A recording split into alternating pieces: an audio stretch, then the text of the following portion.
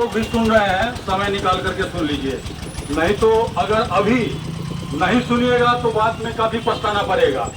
आपको बताते कि आप ये सोच रहे होंगे कि बिहार सरकार के द्वारा ये जो सर्वे करा रहा है वो आपके डाटा को अपडेट करने के लिए, लेकिन आपको आपके डाटा तो तभी अपडेट होगा ना जब पहले सरकार का डाटा अपडेट होगा, तभी आपका अपडेट होगा। अभी उनके मंत्री महोदय ने कहा कि बिहार सरकार का 50,000 एकड़ जमीन खो गया है। कितना? 50,000 एकड़, और उसी को खोजने के लिए ये सर्वे करवा रहे हैं। अब एक बात बताइए, जिनके पास पुराना खतियान नहीं है, पुराना केवाला नहीं है, इसका मतलब आप जमीन साबित नहीं कर पाइएगा तो आपके जमीन को किसका माना जाएगा? जोर से बोलिए आप लोग, किसका माना जाएगा? सरकार का माना जाएगा। अब आप अपना कागज मांगने के लिए सरकार के पास दौड़ भाग कर रहे हैं, लेकिन आपको कागज नहीं मिल रहा है। अब कागज नहीं मिलेगा और सर्वे होगा तो आप अपना जमीन साबित नहीं कर पाइएगा। तो इसीलिए आप लोगों को जागरूक करने के लिए एक प्रोटेस्ट है और सरकार से मांग है। सबसे पहला जो हमारा मांग है कि अपना सरकार रिकॉर्ड दुरुस्त करे। हम इसलिए कह रहे हैं कि सरकार का रिकॉर्ड खराब है क्योंकि पिछला 2 बार सर्वे हुआ है सरकार के हिसाब से, एक आजादी से पहले हुआ है और एक 1960 के बाद हुआ है। तो आपको बता दें कि सरकार ने खुद ही आरटीआई के जवाब में कहा कि दूसरा जो रिविजनल सर्वे हुआ है 1960 में, उसके मान्यता से संबंधित कोई गजट नोटिफिकेशन प्रकाशित नहीं किया गया। कहने का मतलब उसका कोई वैल्यू नहीं है। अब ये देखिए, उसका कोई वैल्यू नहीं है तो उसके आधार पे दाखिल खारिज कैसे हुआ? बहुत सारे जगह पे जमीन बिक्री हुआ है, खरीद हुआ है। तो जब तक उसको रद्द नहीं किया जाएगा और उसके बाद अगर गलत डाटा पे आपका सर्वे कर दिया जाएगा तो हो सकता है एक सर्वे के आधार पे आप खड़ा हो जाइएगा और दूसरे सर्वे के आधार पे आप ही के जमीन पे ये खड़ा हो जाएंगे और इससे आपका आपसी विवाद बढ़ेगा। तो हमारा सरकार से पहला जो मांग है, सरकार अपने रिकॉर्ड को दुरुस्त करे। कहने का मतलब सही करे। अब आपके पास मान लिया आधार कार्ड है और आपका आधार कार्ड लेकर के हम अपना फोटो लगा देंगे और सरकार को कहेंगे जी मेरा आधार कार्ड है, तो सरकार क्या करेगी? अपना रिकॉर्ड चेक करेगी। रिकॉर्ड चेक करके बता देगी नहीं नहीं नहीं नहीं, तुम्हारा फर्जी है और इनका ओरिजिनल है। कहने का मतलब सरकार के पास रिकॉर्ड होगा तभी तो पता चल पाएगा कि जमीन किसका है और तभी तो आपके साथ न्याय हो पाएगा। अब सरकार के पास रिकॉर्ड ही नहीं रहेगा तो 5 आदमी अगर दावा कर देता है कि ये जमीन हमारा है तो सरकार क्या करेगा? सरकार का जो अधिकारी यहाँ चोरवा सब बैठा हुआ है, जो पैसा देगा उसके नाम से कर देगा। क्योंकि आपका जो ये सर्वे होने वाला है उसका स्टेप हम बता देते हैं। आपको अभी फॉर्म भरवा रहा है, कह रहा है कागज की जरूरत नहीं है। सही बात है, अभी कागज की जरूरत नहीं है, लेकिन उस फॉर्म को भरने के लिए कागज तो चाहिए। कागज होगा तभी तो डिटेल डालिएगा। तो कागज तो चाहिए आपको हर हाल में, और कागज आपको कब खोजेगा? जब फॉर्म भर के दे दीजिएगा। उसके बाद क्या होगा? दूसरा फेज शुरू होगा। उसमें क्या होगा? अधिकारी आएगा, आपका आरी झुरी चेक करेगा, आपका दखल चेक करेगा। उसके बाद क्या करेगा? वो जो भी आप दीजिएगा, अगर एक आदमी का नाम से जमीन है, अब मान लीजिए एक ही दावा करता है तब तो हो सकता है कोई दिक्कत नहीं है, लेकिन एक जमीन का एक से ज्यादा दावा करता हो जाएगा, आसपास में पूछेगा, पूछताछ करना है उसको और उसके आधार पे अपडेट करना है। जबकि होना क्या चाहिए था? रिकॉर्ड से मिला करके चेक करता है कि नहीं। पूछताछ में तो क्या करेगा? 4 गो पैसा कोई दे देगा ना तो 4 गो गवाह भी दे देगा, उसको दे देगा कि नहीं दे देगा। उसके बाद क्या होगा? ड्राफ्ट जारी होगा, और ड्राफ्ट जारी होगा तो उस पे आपको कहा जाएगा कि आप आपत्ति जैसे दे सकते हैं और सुझाव दे सकते हैं उस पर। कहने का मतलब अगर आपके यहाँ जमीन है आपके नाम से नहीं हुआ तो वहाँ पे आप कंप्लेन कर सकते हैं। आपको कंप्लेन करना नहीं आएगा तो आप या तो दलाल के चंगुल में फंस जाइएगा और नहीं तो किसी वकील को पकड़िएगा, आपसे पैसा लेगा, 2-4 गो डेट चलेगा। डेट चलने के बाद जो भी साबित करेगा, चाहे अच्छे तरीके से साबित करे या फिर पैसा लेके साबित कर दे, उसके बाद फाइनल पब्लिकेशन कर देगा कि भाई इनका जमीन है। अब एक बार अगर वो इनका जमीन फाइनल पब्लिकेशन में कर दिया तो कहने का मतलब उसके बाद अगर आपको आपत्ति और आपको लगता है कि नहीं जमीन तो मेरा है और इनके नाम से हो गया, तो ऐसी स्थिति में आपको कोर्ट जाना पड़ेगा।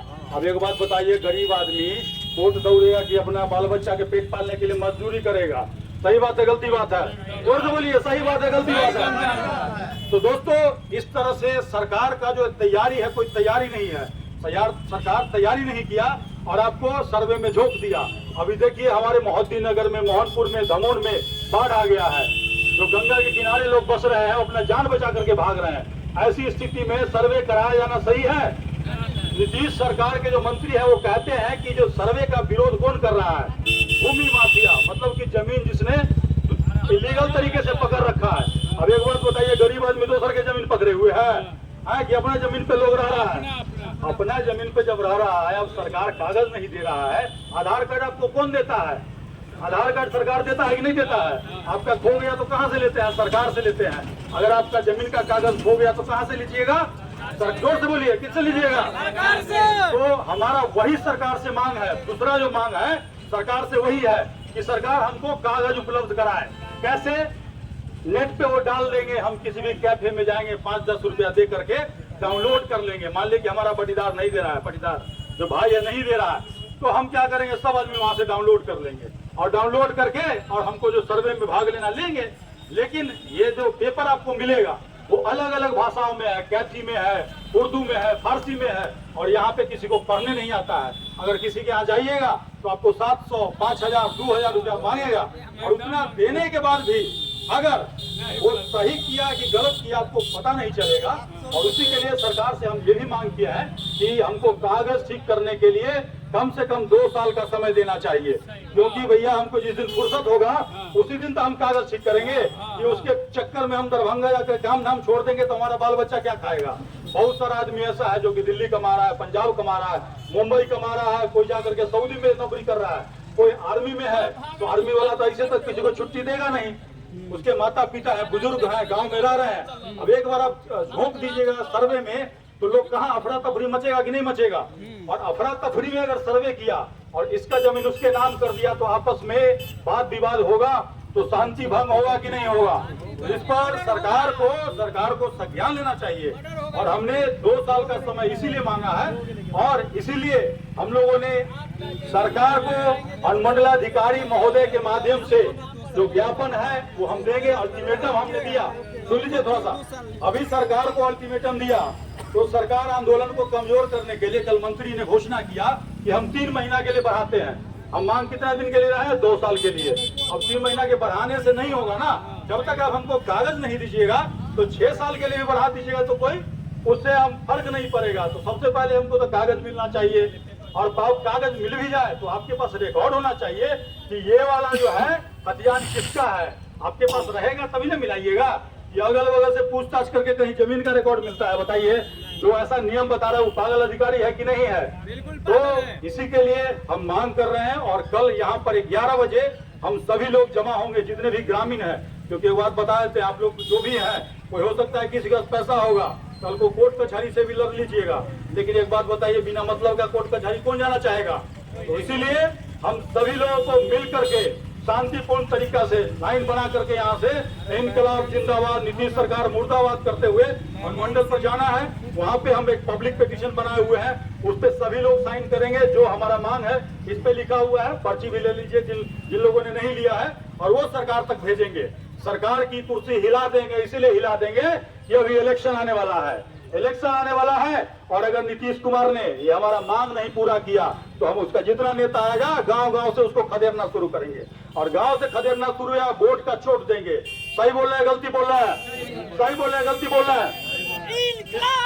जिंदाबाद। इसी के साथ दोस्तों, अभी हम आपके सामने नीतीश कुमार जी का विरोध स्वरूप पुतला दान करेंगे। अविनाश भाई कहाँ गए?